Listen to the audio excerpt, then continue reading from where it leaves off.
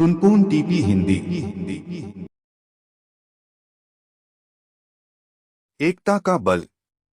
एक समय की बात है कि कबूतरों का एक दल आसमान में भोजन की तलाश में उड़ता हुआ जा रहा था।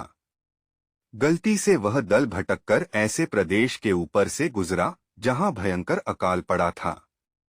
कबूतरों का सरदार चिंतित था। कबूतरों के शरीर की शक्ति समाप्त होती जा रही थी। शीघ्र ही कुछ दाना मिलना जरूरी था। दल का युवा कबूतर सबसे नीचे उड़ रहा था। भोजन नजर आने पर उसे ही बाकी दल को सूचित करना था। बहुत समय उड़ने के बाद कहीं वह सूखाग्रस्त क्षेत्र से बाहर आया।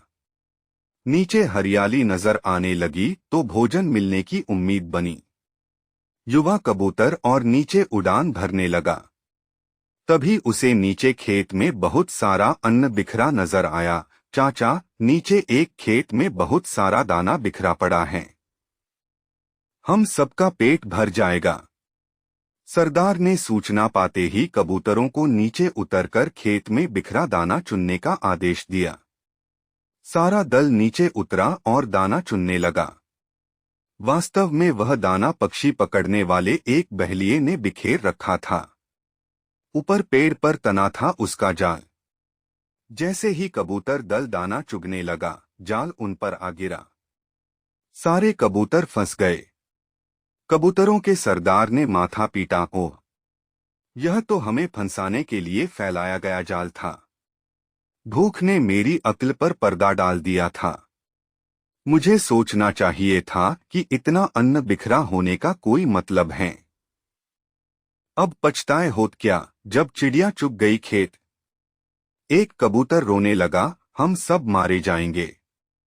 बाकी कबूतर तो हिम्मत हार बैठे थे, पर सरदार गहरी सोच में डूबा था। एकाएक उसने कहा, सुनो, जाल मजबूत हैं, यह ठीक है, पर इसमें इतनी भी शक्ति नहीं कि एकता की शक्ति को हरा सके। हम अपनी सारी शक्ति को जोड़े तो मौत के मुंह में जाने से बच सकते हैं। युवा कबूतर फड़फड़ाया, चाचा, साफ साफ बताओ तुम क्या कहना चाहते हो। जाल ने हमें तोड़ रखा है, शक्ति कैसे जोड़े। सरदार बोला, तुम सब चोंच से जाल को पकड़ो, फिर जब मैं फुर्र कहूं तो एक साथ जोर लगाकर उड़ना। सबने ऐसा ही किया। तभी जाल बिछाने वाला बहेलिया आता नजर आया। जाल में कबूतर को फंसा देख उसकी आंखें चमकी। हाथ में पकड़ा डंडा उसने मजबूती से पकड़ा व जाल की ओर दौड़ा। बहेलिया जाल से कुछ ही दूर था कि कबूतरों का सरदार बोला, फुर्रर्र।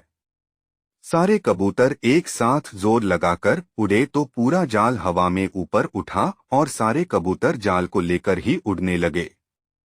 कबूतरों को जाल सहित उड़ते देखकर बहेलिया अवाक रह गया। कुछ संभला तो जाल के पीछे दौड़ने लगा। कबूतर सरदार ने बहेलिये को नीचे जाल के पीछे दौड़ते पाया तो उसका इरादा समझ गया। सरदार भी जानता था कि अधिक देर तक कबूतर दल के लिए जाल सहित उड़ते रहना संभव न होगा, पर सरदार के पास इसका उपाय था। निकट ही एक पहाड़ी पर बिल बनाकर उसका एक चूहा मित्र रहता था। सरदार ने कबूतरों को तेजी से उस पहाड़ी की ओर उड़ने का आदेश दिया। पहाड़ी पर पहुंचते ही सरदार का संकेत पाकर जाल समेत कबूतर चूहे के बिल के निकट उतरे। सरदार ने मित्र चूहे को आवाज दी। सरदार ने संक्षेप में चूहे को सारी घटना बताई और जाल काटकर उन्हें आजाद करने के लिए कहा। कुछ ही देर में चूहे ने वह जाल काट दिया। सरदार ने अपने मित्र चूहे को धन्यवाद दिया और सारा कबूतर दल आकाश की ओर आजादी की उड़ान भरने लगा।